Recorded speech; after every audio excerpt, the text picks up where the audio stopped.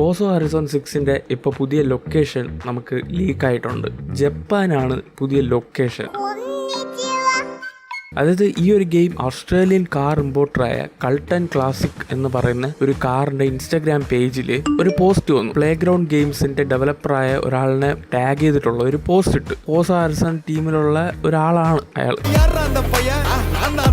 തൂക്കിയല്ലോ നാദാ. കെ കാസ് എന്ന് പറയുന്ന നമ്മുടെ ടോക്കിയോയിൽ മാത്രം കണ്ടുവരുന്ന കുറച്ച് എക്സ്ക്ലൂസീവ് ആയിട്ടുള്ള കാസ് ഉണ്ട്.